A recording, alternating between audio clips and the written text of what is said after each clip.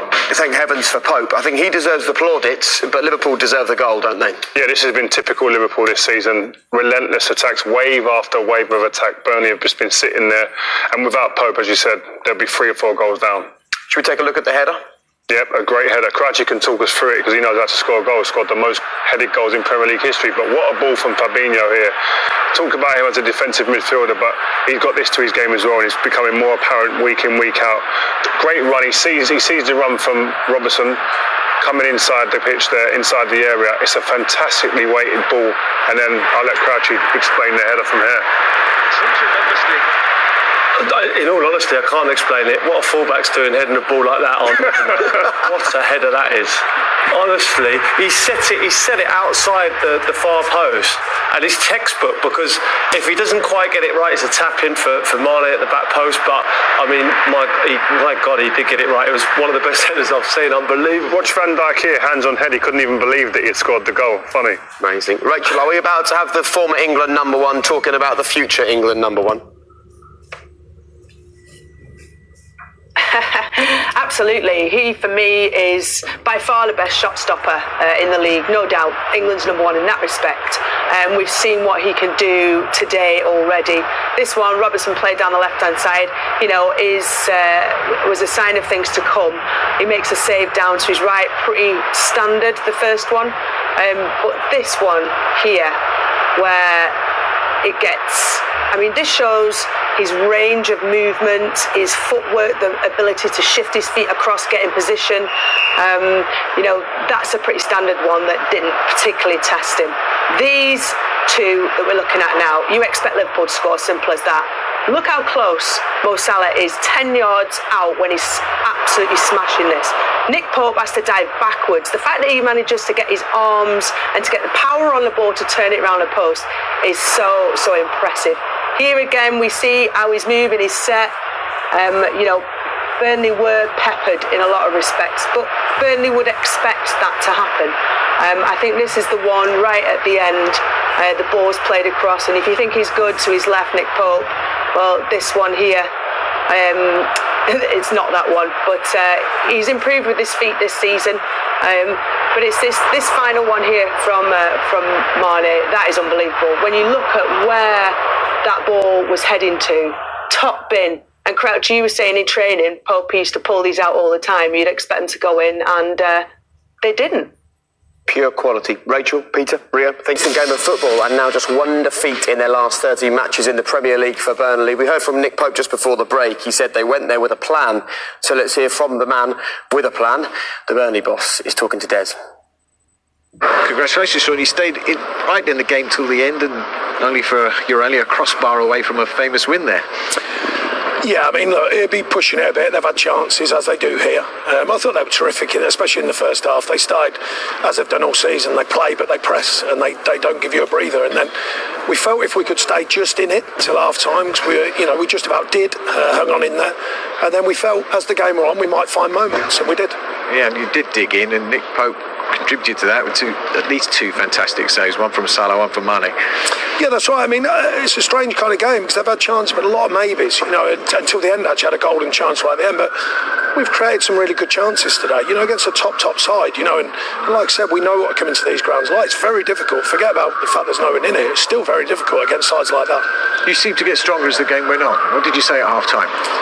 Well, I just reminded him of the fact, don't wait for 1-0 down football. Often teams relax a bit when they're 1-0 down. It seems a strange thing to say, but it's like the pressure's off. Let's go and see what we can do. So I reminded him that. I said, don't just let that happen. I said, we've got to make it happen. And I thought second half we attempted to. Like I say, it's very difficult. You're not going to dominate the ball, but you're going to have to find moments. And I thought we did that well. And Jay Rodriguez took his moment. Yeah, definitely. A sublime finish. Well-worked set piece. We like our set pieces. We've been powerful with them for a long time now. Really, really great header, actually. And then Tit's so clean. We'd had a chance in the first half. J-Rod actually had a great chance at the end. Fitz, it's just away from him. So there's a couple of moments that I think the secret is when you come to these grounds, you've got to stay in it, but you've got to find a moment. And I think we did that. And you did. And look, how many moments can you find? Burnley now have another season to plan for the Premier League. What about yourself? How can you keep delivering these miracles? Well, it's not down to me, by the way. It's down to the players. I can only guide them. It's down to them what they deliver. But I think the mentality is firm. I think the belief in each other is a given. And I think, these are things that sometimes get overlooked, but they're a powerful force, particularly when you've got all noses pointing in the right direction, which we have. Thanks very much. Thank you. Well done. Such an asset to Burnley. But he's in a position where at this stage of the season he's naming 5 players on the subs bench who've never played for the club before because of issues with contracts and other things.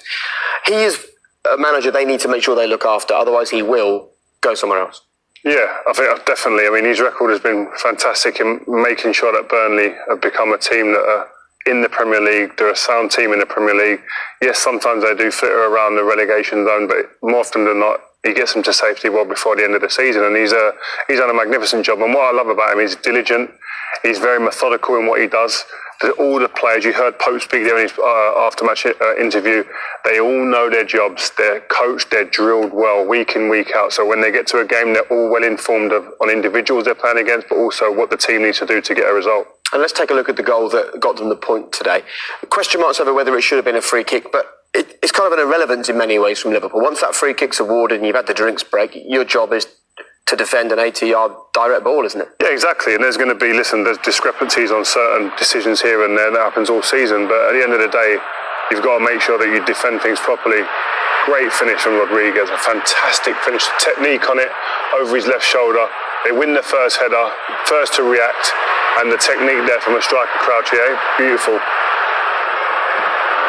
Yeah, fantastic technique. You see everyone just got out of the way. He's obviously a top finisher, Jay Rodriguez. But, that's the game plan. Stay in the game.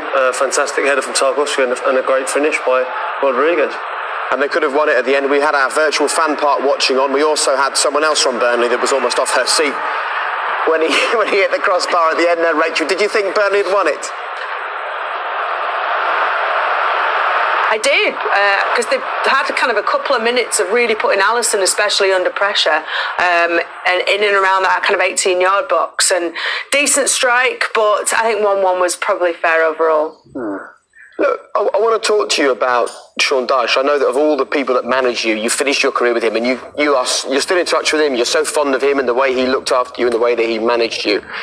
But when we hear reports about unrest and question marks coming out from Burnley, they're going to have to maintain some forward momentum and make sure he's central to it, aren't they? Otherwise, as Rio's already alluded to, he will have suitors.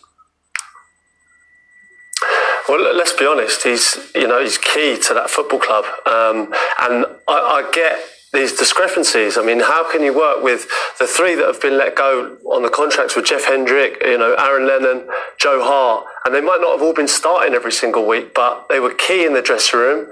They were fantastic squad members. We look at their bench at the moment. We've got young lads who haven't played a minute, and are they going to spend? Are they going to back him? And he's having possibly their best ever season now, and he's working with his hands tied behind his back. So I do get the discrepancies, and it's difficult. You can't keep performing miracles. And do you know what will happen? If they lose him, we've seen it. I've been at Stoke, where you lose someone who's integral to the football club, and then all of a sudden you find yourself in the Championship. And I think it's going to be very, very hard to replace Sean Dyche. So I think you need to back him, you need to give him what he needs, and continue to finish in the top 10 of the Premier League. You're busy nodding your head on the big wall there, Rachel. Oh, I would completely agree with everything that Crouchy said. He's had an insight to it. I've been down and kind of met the players and met Sean Dyche and his methods, his mantras that he instills in the players. I remember him talking about doing personality profiling before he brought in players and them needing to fit that mentality that he breeds across the team.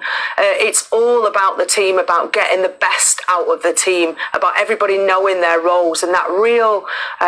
The dynamic of the team is just something that cannot be rocked, whatever they're going through on or off the pitch. Burnley need to keep Sean Dyche, but I have no doubt that the board will dip into their pockets in the window. We shall see. Perhaps they need to, as a sign of intent, really, for their manager. I want to talk about Nick Pope. You've played 82 games for your country, Rachel, so you're the perfect person to talk us through his performance today. And then I think we need to have the conversation, actually, about who Gareth Southgate might be picking as his England number 1 going forwards, don't we? Well, I wish I was 6'7". That would have made my life a lot easier in goal. But Nick Pope is by far the best shot stopper we have in the Premier League. I don't think anyone kind of doubts that. What maybe there is some hesitation on why he should be England's number one is playing out from the back. But when we're talking about shot stopping, this is what we're talking about. Here, his momentum is he starts in front of his line, which is a great starting position, because if he's on his line, he's not making that save. So great starting position to start with. Strong hand allows him to make that save.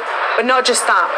How he's improved with his footwork. So when I mean footwork, I mean moving. His agility across the box, I think, has really improved in the last year or so. He makes saves with his feet because he has to. He's 6'7". He's not going to be able to get down to the ground. This one here, at full stretch, absolutely spectacular. Only a save I could have dreamt of. This one just makes, I think, rounds it off nicely because he makes it look very easy. For me, he is England's number one. Consistent, shoehorning his team out of situations week in, week out. I think he's going to be under the microscope, and Gareth Southgate will know best as to whether he's competent with his feet enough to be able to implement the game plan that's required at England.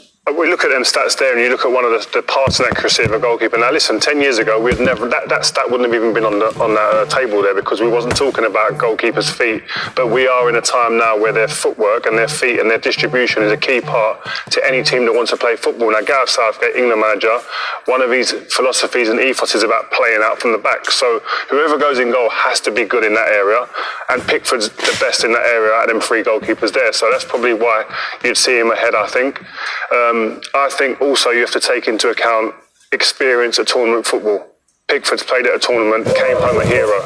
Yeah. So that can't be forgotten. There's only one way the others get experience at a tournament, though, isn't it? Yeah, but if you're going into a tournament, do you want someone who knows what they're doing when they've been there? You've seen them under the microscope. You've seen them under that intense pressure, in shootouts, pulling things out of the hat. He came home a national hero alongside the likes of Maguire and Harry Kane. So let's not forget that. You can't forget that too easy. And this kid... So you would stay with Pickford as England's number one for now? Yeah, I think he's done enough to stay in there. I think he has, because I think he's got that personality. I think people say, oh, he's made mistakes here and there, but who hasn't? People go through phases in their career, in goalkeeper terms, still a young goalkeeper, but I just believe that international tournament experience cannot go undervalued. Peter, we've got one vote for Pope, one vote for Pickford. But Pickford went into that tournament. Go on, Rachel. No, go on, dive in. It's a free-for-all, just with a long delay, that's all. I was saying Pickford went into that tournament with no international experience virtually. So he would be going, if Nick Pope were to go in as a starter in the tournament, he'd be going in the same situation as Pickford did, was it 2 years ago, 4 years ago? I think 2 years ago, where we questioned, we didn't have an outstanding number one pick. So I don't think that'd be an issue for these young, confident goalkeepers off the back of a spectacular season, Nick Pope. Peter? I have to say, having worked with Nick Pope, right, day in, day out, I've seen things that I've never seen from any other goalkeeper. We used to do finishing practice, and you turn away because you think that one's in and look back and the ball's not in the net, and you wonder how it's happened. It genuinely... world-class saves. I mean, I've never seen anything like it in all the years I've played. He's that good for me. The deficiencies, as Rio explained, as Rachel was saying, are his feet. Jordan Pickford is a much better goalkeeper with his feet. So it all depends on how Gareth wants to play. And listen, if that's a huge key factor, then you go with Pickford. But for me, shot stopping, if you're late on in a tournament and you need someone to pull a save out the bag that defies logic, then Nick Pope's your man for me. You've been outvoted 2-1. There you go.